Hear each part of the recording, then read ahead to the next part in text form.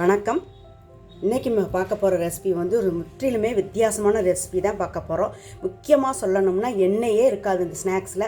இது வந்து ஈவினிங் ஸ்நாக்ஸாக சூப்பராக இருக்கும். சாஸ் தொட்டு சாப்பிட்டா ரொம்ப டேஸ்டியாக இருக்கும். இது வந்து மிளகுத்தூளெல்லாம் போட்டிருக்கோம், ஹெல்த்தியாக எல்லாம் செஞ்சுருக்கோம். அதனால் வந்து எல்லோரும் விரும்பி சாப்பிடுவாங்க. ஒரு 4 எடுத்து சாப்பிட்டுட்டு ஒரு டீயோ காஃபியோ குடித்தா திருப்தியாக இருக்கும் ஈவினிங் ஸ்நாக்ஸு. இந்த வீடியோவை முழுமையாக பார்த்துட்டு சப்ஸ்கிரைப் பண்ணுங்கள், லைக் பண்ணுங்கள், ஷேர் பண்ணுங்கள். வாங்க வீடியோக்குள்ளே போயிடலாம். ஒரு பவுல் எடுத்திருக்கேன். 1 கப் ரவை,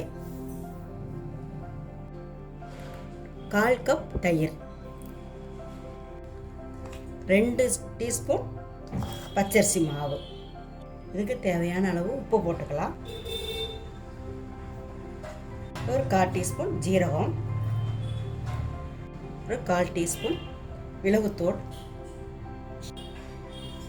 மல்லி இலை,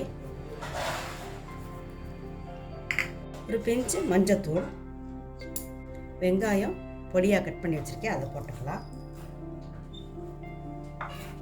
இது வந்து மிக்ஸ் பண்ணலாம். நல்லா மிக்ஸ் பண்ண உப்பு செக் பண்ணிக்கணும். காரம் வேணால் மிளகுத்தூள் போட்டுக்கலாம். இப்போ கரெக்டாக இருக்குது. அந்த தயிரும் இந்த ரவையும் கரெக்டாக இருக்குது. நல்லா பசஞ்சாச்சு. இப்போ 1 மணி நேரம் நல்லா ஊறட்டும். 1 ஹவர் ஆயிடுச்சு. நல்லா பக்குவமாக கரெக்டாக நல்லா புளிச்சு நல்லா இருக்குது பாருங்கள். இப்போ இது தோசைக்கல் தவாவில் வச்சு நம்ம செய்யணும். அடுப்பில் ஒரு சாஸ்பேன் வச்சுருக்கேன், காயட்டும். நல்லா சட்டி சூடாகிடுச்சு. கொஞ்சம் ஆயில் விட்டுக்கலாம்.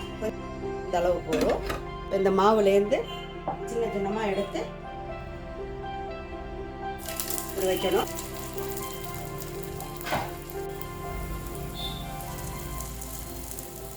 வேக விட்டு திருப்பி விடணும். பாருங்கள் வெந்துருச்சு. இப்போ திருப்பி விடலாம்.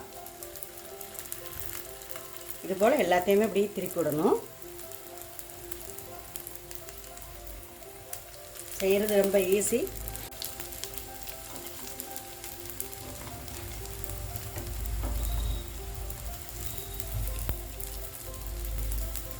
பாருங்கள் நல்லா வெந்துருச்சு. பாருங்கள் 2 புறமுமே நல்லா வந்து கிறிஸ்பியாக வந்துருச்சு. இப்போ எடுத்துடலாம்.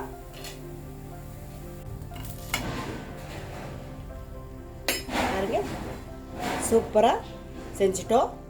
இந்த மாவையும் இது போல் இதில் தட்டி வச்சு எடுத்துட்டு பாருங்கள், இதுவும் இன்னொரு முறை போட்டதும் வெந்துருச்சு. இதை எடுத்து வச்சிடலாம். எல்லாத்தையுமே எடுத்தாச்சு.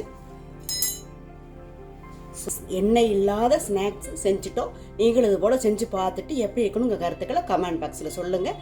நன்றி. அடுத்த வீடியோவில் பார்க்கலாம்.